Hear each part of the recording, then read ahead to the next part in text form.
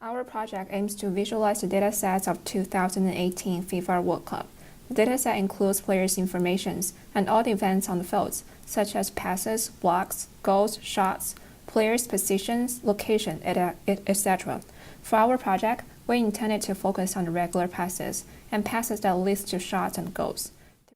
Throughout this, viewers can see team competence and team play pattern in the match. We follow the logical order from outcome tracing back to the process, from overview to details. When loading the World Cup database, our introductory guide gives a quick idea of what each component in our visualization does. The core diagram functions as a tournament view.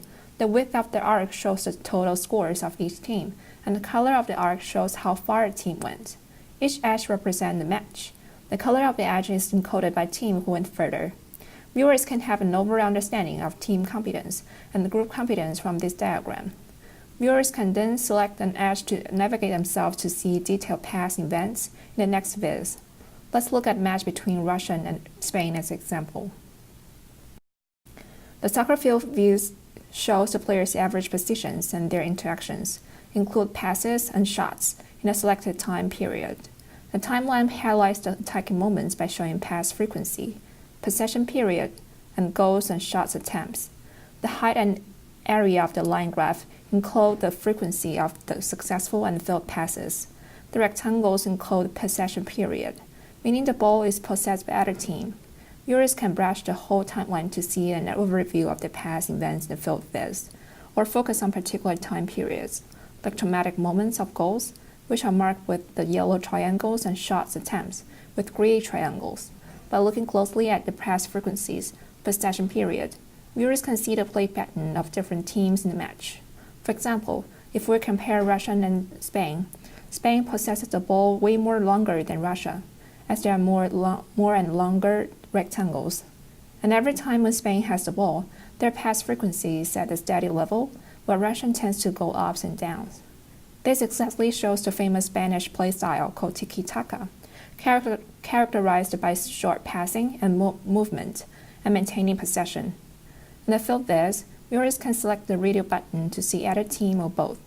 Each node represents a player, and its location refers to the player's average position in a selected time period. Color shades of nodes represent pass frequency. The deeper it is, the more frequent the two players interact. White stroke of the nodes represent shot attempts. Each edge represents a pass between two players. Solid edges refer to received passes, while dashed edges refer to failed ones. We can see Russia has more dashed lines than Spain, showing their pass accuracy is lower. Arrows on the edge shows the pass directions. If a player is selected, other players who have to pass the ball with him will also be highlighted, allowing viewers to probe players' interactions in the match. Meanwhile, the player's statistical information will show up.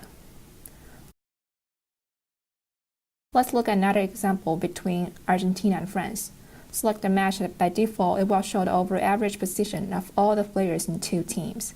We can choose to see either team. The upper side is Argentina's goal, while the lower is France.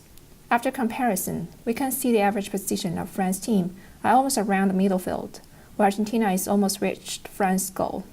So France is more backward, showing that it adopts defense play style, while Argentina attacks more. Their differences in play style is more obvious if we look at the last 25 minutes. Argentina moves more at the front field, and we know it's reasonable because before this, France got 3 goals continuously, and the score is 4-2, which put a huge stress on Argentina. And this is a knockout. Thus, all Argentina can do is to fight back. We can also focus on the player, say Di Maria. The white stroke of the knot shows he has shots in this match. Let's make the slider shorter to see his shots.